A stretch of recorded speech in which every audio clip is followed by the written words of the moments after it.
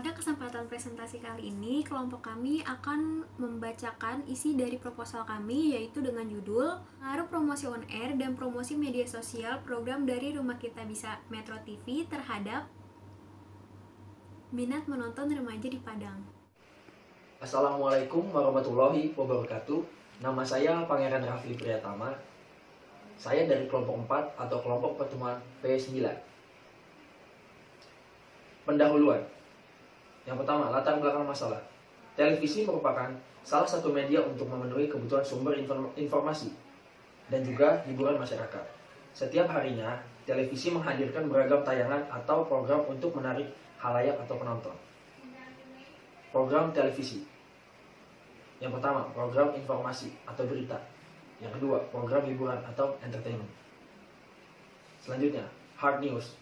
Hard news atau berita keras merupakan segala informasi yang penting dan menarik yang harus segera disiarkan oleh media karena memiliki sifat yang harus segera diberitahukan kepada masyarakat. Selanjutnya, soft news.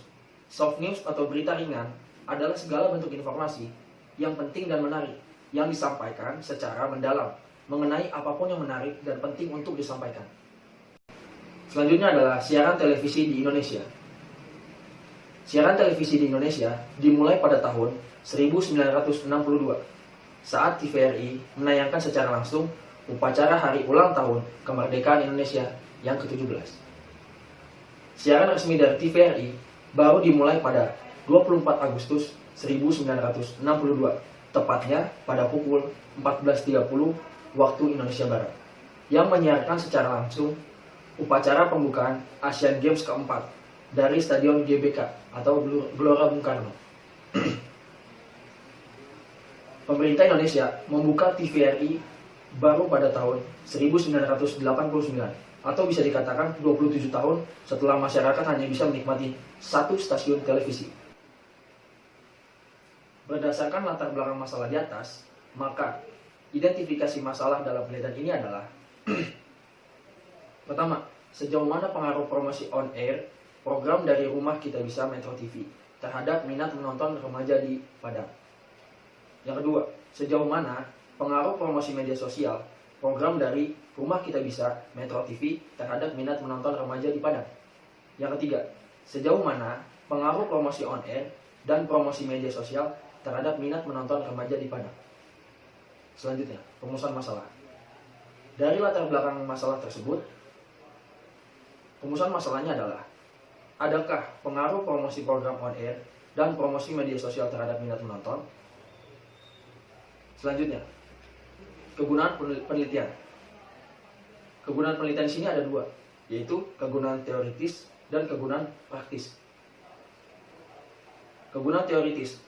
Penelitian ini diharapkan dapat memberi masukan yang bermanfaat bagi studi komunikasi yang akhir-akhir ini makin banyak memperoleh kajian dari berbagai disiplin ilmu, baik melalui kajian teoritis maupun melalui kajian riset di bidang terapan. Dan yang kedua, kegunaan praktis.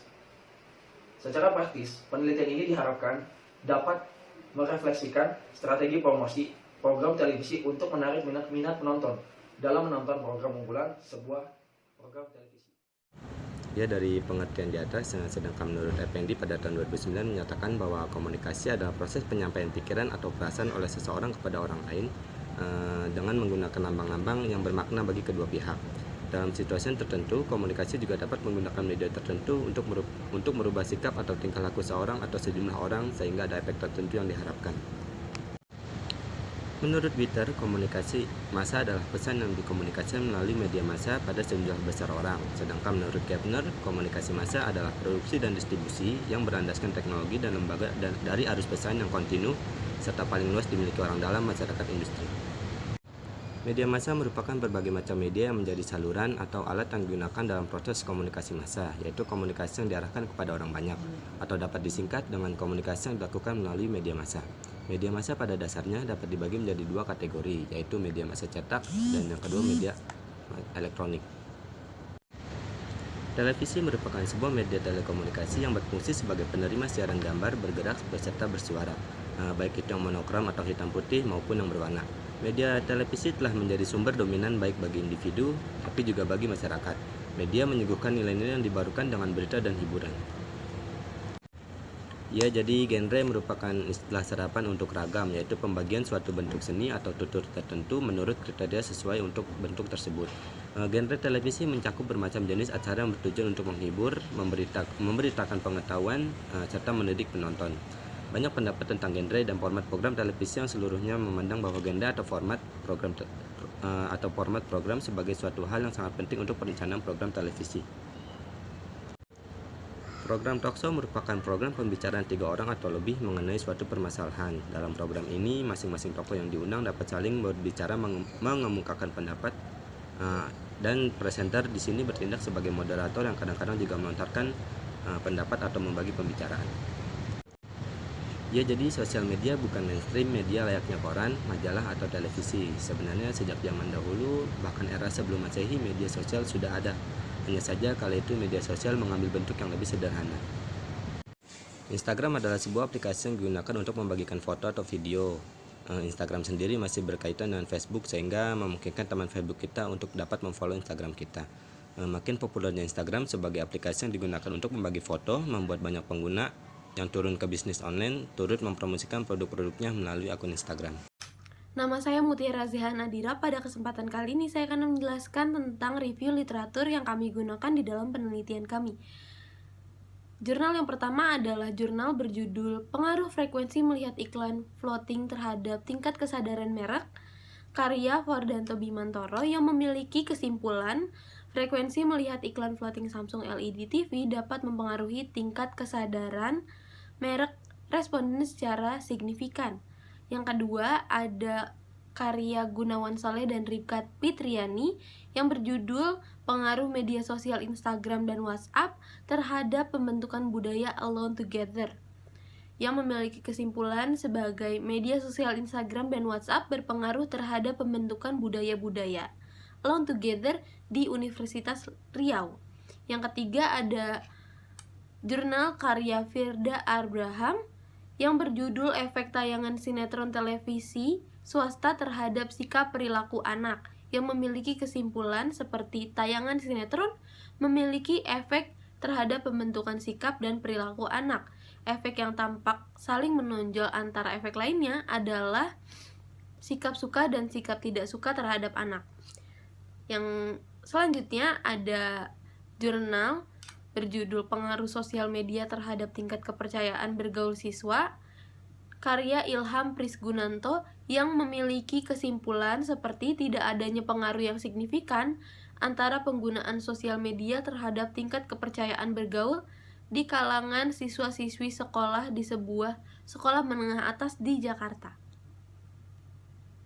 Review literatur selanjutnya ada jurnal karya Rifka Isnaini Dwi Putri yang berjudul Pengaruh Trailer Film Gerbang Neraka di Media Sosial YouTube terhadap minat menonton halayak di bioskop, yang memiliki kesimpulan terdapat pengaruh nyata atau signifikan yang positif antara trailer film Gerbang Neraka di media sosial YouTube terhadap minat menonton di halayak bioskop. Selanjutnya ada jurnal karya dari Kyujin Shim yang berjudul Impact of Social Media on Power Relation of Korean Health Activism, yang memiliki kesimpulan penggunaan media sosial LSM kesehatan setempat dalam strategi komunikasi internalnya menjadikan hubungannya dengan mitra eksternal lebih simetris, lebih mandiri, dan lebih efektif.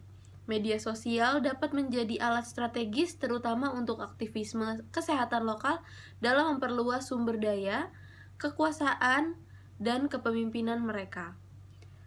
Selanjutnya ada jurnal karya Catherine L. Mills yang berjudul Possible Effect of Internet Use on Cognitive Development in Adolescence, yang memiliki kesimpulan perubahan kognitif memungkinkan terjadi, tetapi bahwa perubahan ini tidak serta-merta menghalangi kemampuan remaja atau orang dewasa yang baru muncul untuk berhasil menginvestigasi dunia yang kita sangat terhubung.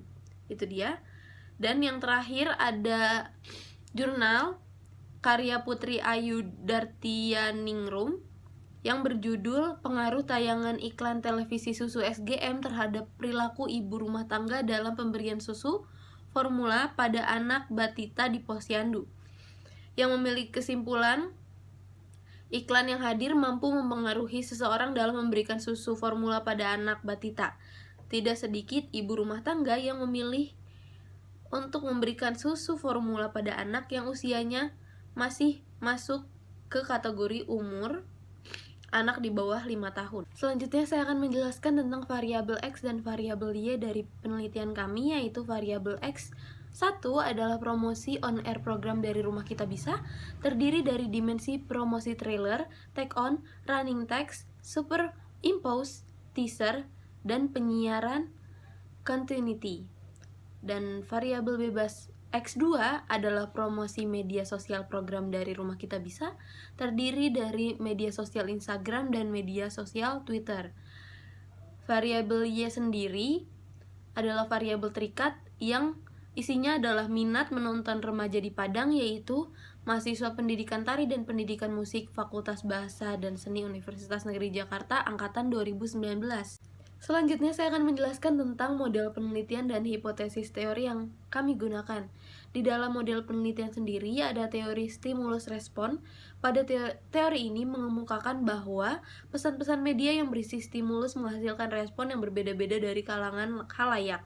Efek yang ditimbulkan adalah reaksi khusus terhadap stimuli, sehingga akhirnya seseorang dapat mengharapkan dan memperkirakan kesesuaian antara pesan dan reaksi komunikan.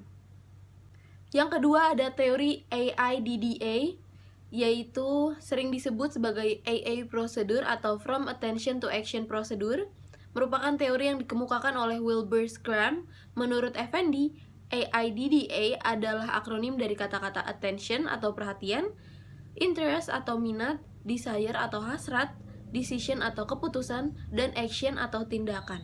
Konsep AIDDA adalah sebuah teori yang menjelaskan mengenai proses psikologis dari dalam diri agar publik melakukan action. Maka harus diawali dengan membangkitkan perhatiannya atau attention dan sebagai permulaan suksesnya suatu komunikasi.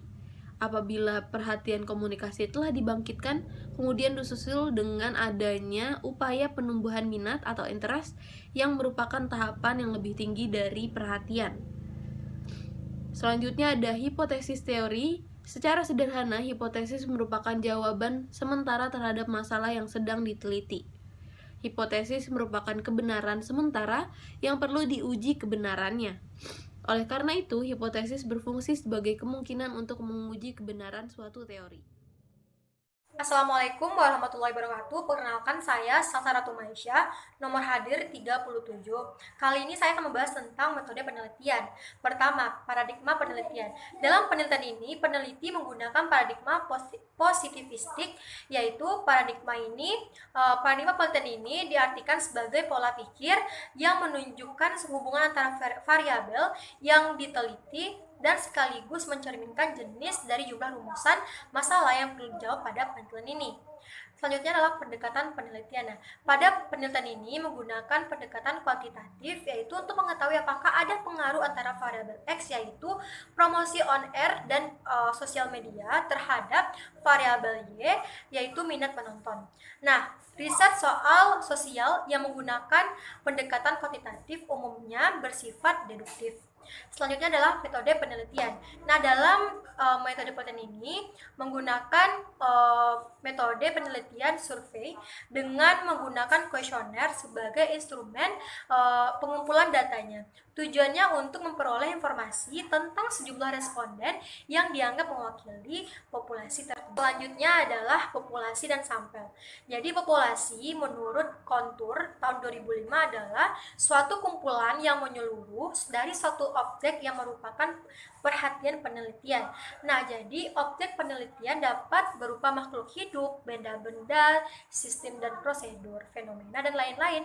Jadi, populasi pada penelitian ini yaitu para mahasiswa jurusan pendidikan tari dan pendidikan musik Fakultas Bahasa dan Seni Universitas Negeri Padang angkatan 2019 yang menonton tayangan promosi on air dan media sosial program dari Rumah Kita Bisa Metro TV dengan jumlah keseluruhan 159 orang mahasiswa aktif yang sumbernya berasal dari BEM Prodi Pendidikan Musik.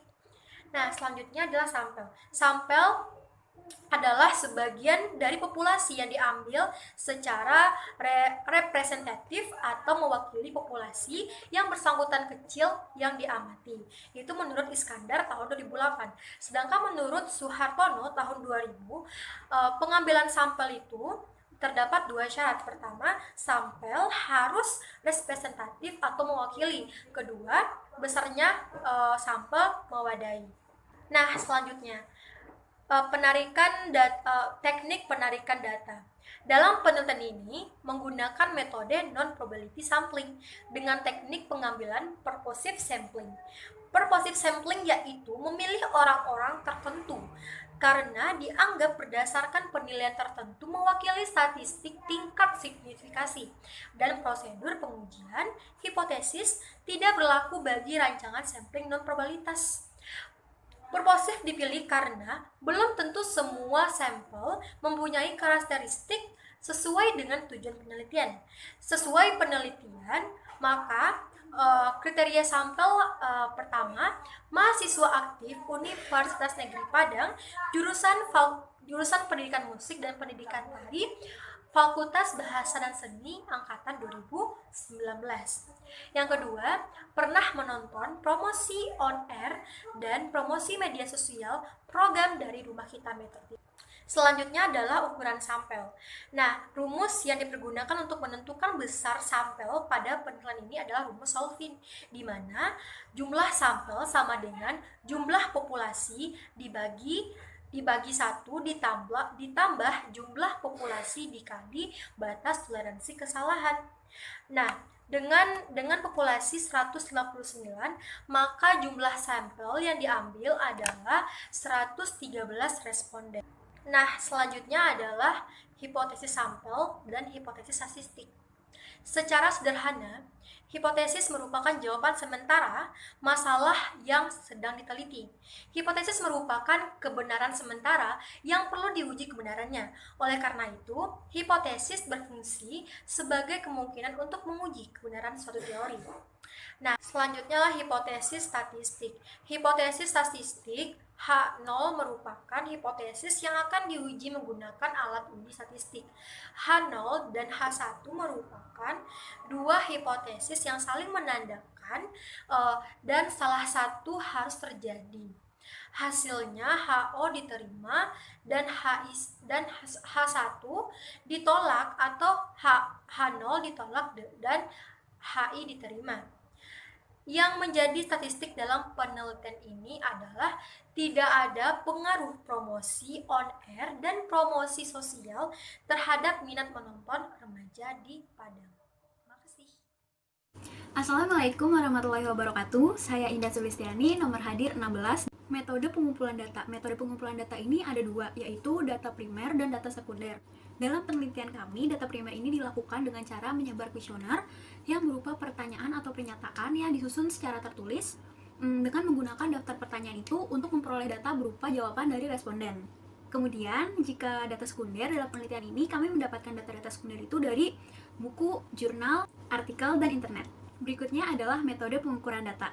Yang pertama itu ada validitas. Uji validitas ini bertujuan untuk mengetahui tingkat kevalidan dari instrumen kuesioner yang digunakan dalam pengumpulan data. Untuk mengukur validitas, penelitian kami menggunakan rumus Kaiser, Meyer, Olkin atau KMO. Data uji statistik KMO ini dapat dinyatakan valid apabila nilai KMO itu menunjukkan lebih dari 0,5. Yang berarti bahwa data yang dianalisis itu sudah cukup memadai. Namun, sebaliknya, bila nilai KMO itu menunjukkan angka kurang dari 0,5, maka data dapat dikatakan tidak valid dan tidak memadai. Dalam penelitian ini, pada tabel validitas untuk variabel X, nilai KMO menunjukkan angka 0,642. Dan pada tabel validitas variabel Y, nilai KMO-nya itu menunjukkan angka 0,776, yang mengartikan bahwa kedua variabel ini adalah data yang valid dan cukup memadai untuk mendukung penelitian ini. Yang kedua adalah reliabilitas. Reliabilitas ini itu adalah pengujian untuk menguji sejauh mana sih hasil suatu pengukuran itu dapat dipercaya. Nah, untuk menguji reliabilitas pada penelitian kami, itu menggunakan teknik Alpha-Cronbach. Nilai reliabilitas atau Cronbach alpha pada variabel X adalah 0,654, yang berarti bahwa 0,654 itu lebih besar dari 0,6, berarti datanya merupakan data yang cukup reliable. Analisis data reliabilitas pada variabel Y yaitu menunjukkan nilai Cronbach alpha 0,767, di mana ini lebih besar dari 0,6, yang berarti bahwa data dalam variabel Y ini adalah data yang reliable. Yang berikutnya adalah teknik analisis data. Yang pertama itu analisis deskriptif statistik. Ini maksudnya dengan kata lain adalah univariat. Nah, analisis deskriptif statistik ini adalah statistik yang digunakan dengan cara mendeskripsikan sebuah data. Untuk analisis deskriptif statistik ini bisa dilihat tabel untuk pernyataan 1, pernyataan 2, pernyataan 3, pernyataan 4, dan pernyataan 5 pada variabel X.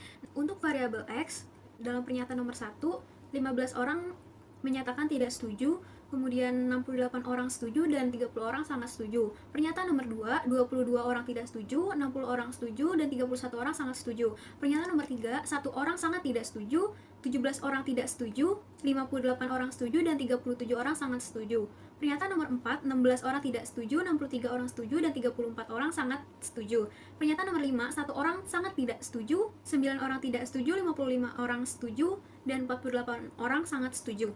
Kemudian untuk analisis deskriptif statistik dari variabel Y, untuk pernyataan nomor 1, 1 orang menyatakan sangat tidak setuju, 16 orang tidak setuju, 55 orang setuju, 41 orang sangat setuju. Pernyataan nomor 2, 1 orang sangat tidak setuju, 14 orang tidak setuju, 49 orang setuju, dan 49 orang yang lagi sangat setuju. Pernyataan nomor 3, 1 orang menyatakan sangat tidak setuju, 23 tidak setuju, 53 orang setuju, dan 36 orang sangat setuju. Pernyataan nomor 4, menyatakan bahwa 2 orang sangat tidak setuju. Dengan pernyataan tersebut, 13 orang tidak setuju, 55 orang setuju, 43 orang sangat setuju. Dan pernyataan yang terakhir, yaitu yang nomor 5, untuk variabel Y, 1 orang sangat tidak setuju, 6 orang tidak setuju, 48 orang setuju, dan 58 orang sangat setuju. Yang berikutnya adalah analisis regresi linear sederhana. Nah, analisis regresi ini merupakan suatu teknik untuk membangun persamaan dan menggunakan persamaan tersebut untuk membuat suatu prediksi. Nah, dalam penelitian ini dapat dilihat tabel koefisiennya. Nah, secara umum itu kan persamaan regresi linear itu rumusnya adalah Y sama dengan A plus BX. Nah, A dalam tabel tersebut adalah 10,956 dan nilai B sama dengan 0,338. Jadi dapat dikatakan Y sama dengan 10,956 ditambah 0,338. Nah, dapat dibuat hipotesisnya yaitu HO tidak ada pengaruh on air dan promosi media sosial dari Rumah Kita Bisa Metro TV terhadap minat menonton remaja di Padang. Kemudian HA-nya sama dengan ada pengaruh promosi on air dan promosi media sosial dari Rumah Kita Bisa Metro TV terhadap minat menonton remaja di Padang. Nah, berdasarkan output tersebut diketahui bahwa nilai signifikansi sebesar 0,75 yang berarti itu lebih besar dari nilai probabilitas yang yaitu 0,05. Sehingga dapat disimpulkan bahwa di sini HA ditolak. Berarti tidak ada pengaruh on air dan promosi media sosial dari Rumah Kita Bisa Metro TV terhadap minat menonton remaja di Padang. Kemudian, jika berdasarkan tabel nilai T hitung yaitu sebesar 1,827 dan nilai T tabelnya adalah 1,658, yang berarti di sini nilai T hitung lebih besar dari nilai T tabel. Berarti dapat disimpulkan bahwa di sini HA ditolak, yang artinya itu tidak ada pengaruh promosi on air dan promosi media sosial dari Rumah Kita Bisa Metro TV terhadap minat menonton remaja di Padang. Berikutnya adalah keterbatasan dan kelemahan dalam penelitian kami. Kelemahan dalam penelitian kami itu adalah tidak semua populasi itu mengetahui adanya program dari Rumah Kita Bisa yang ada di Metro TV. Lalu, keterbatasan dalam penelitian kami ini adalah di dalam teori SOR ini tidak selalu semua populasi menerima stimulus yang diberikan komunikator kepada komunikan itu dapat diterima atau ditolak oleh komunikan tersebut. Nah, jadi di sana keterbatasan penelitian ini itu jika stimulus tersebut ditolak, maka hasilnya adalah kurang efektif untuk digunakan dalam mempengaruhi individu. Berikutnya adalah definisi operasional. Nah, definisi operasional ini merupakan penjelasan konsep yang diteliti dalam penelitian ini. Yang pertama itu adalah ada promosi on air. Promosi on air ini adalah seluruh bentuk promosi program yang dilakukan oleh stasiun televisi dengan menggunakan fasilitas layar televisinya sendiri. Kemudian yang kedua itu ada promosi media sosial. Promosi media sosial di sini itu maksudnya adalah kegiatan promosi yang dilakukan menggunakan platform yang memungkinkan bagi individu untuk berbagi dengan cepat dan berkomunikasi secara terus-menerus dengan komunitasnya. Kemudian yang ketiga itu adalah minat menonton. Nah, di sini minat penonton itu merupakan sebuah titik balik dari munculnya hasrat untuk melakukan suatu kegiatan menonton yang dilakukan oleh komunikator. Kemudian yang berikutnya itu adalah operasional konsep. Nah, kelompok kami itu memiliki tabel operasional konsep. Variabel yang pertama itu variabel X itu ada promosi on air. Nah, promosi on air ini memiliki dimensi, yaitu penyebaran pesan dan isi pesan. Lalu kami juga menurunkannya lagi menjadi beberapa indikator. Nah, untuk penyebaran pesan ini, indikatornya yang pertama adalah menggunakan media sendiri atau menggunakan media lain. Yang kedua, promosi program sendiri atau promosi program. Yang kedua, promosi program sendiri atau promosi program lain. Dan yang ketiga, itu adalah jenis promosi. Kemudian dimensi yang kedua dari variabel ini yaitu adalah isi pesan. Nah, indikator dari isi pesan ini yang pertama itu adalah kejelasan informasi, yang kedua kelengkapan informasi, yang ketiga kebaharuan informasi, terus yang keempat itu kemudahan untuk dipahami, dan yang kelima adalah ketepatan informasi. Variabel berikutnya adalah promosi media sosial. Untuk promosi media sosial ini juga memiliki dua dimensi. Yang pertama itu adalah penyebaran pesan dan yang kedua itu adalah isi pesan. Untuk penyebaran pesan di sini indikatornya adalah jenis media sosial dan yang kedua jenis promosi. Kemudian untuk indikator dari dimensi isi pesan, yang pertama itu kelengkapan informasi, yang kedua kejelasan informasi, yang ketiga kebaharuan informasi, yang keempat kualitas informasi, dan yang kelima kemudahan informasi tersebut untuk dipahami.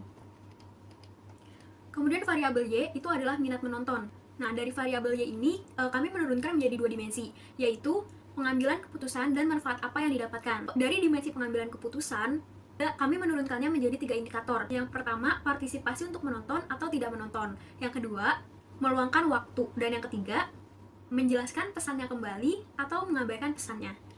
Kemudian dari dimensi manfaat yang didapat, kami juga menurunkannya menjadi 3 indikator. Yang pertama, informasi yang diberikan itu memiliki manfaat atau tidak. Kemudian yang kedua, apakah dapat dipraktikkan, dan yang ketiga, memberikan pandangan.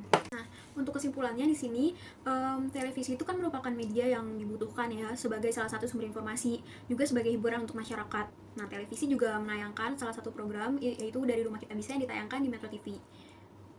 Peneliti, kami sebagai peneliti saat ini meneliti mengenai ada atau tidaknya pengaruh promosi on air dan promosi media sosial dari program Dari Rumah Kita Bisa Metro TV terhadap minat menonton remaja di Padang. Nah, hasil penelitian mengungkapkan bahwa di sini ternyata tidak ada pengaruh antara promosi on air dan promosi media sosial program Dari Rumah Kita Bisa Metro TV terhadap minat menonton remaja di Padang. Nah, untuk saran dari kami sebagai peneliti, yaitu untuk memilih populasi dan sampel yang tepat untuk menjawab pertanyaan atau pernyataan dari kuesioner yang akan disebarkan. Terima kasih, sekian presentasi dari kami. Kurang lebihnya kami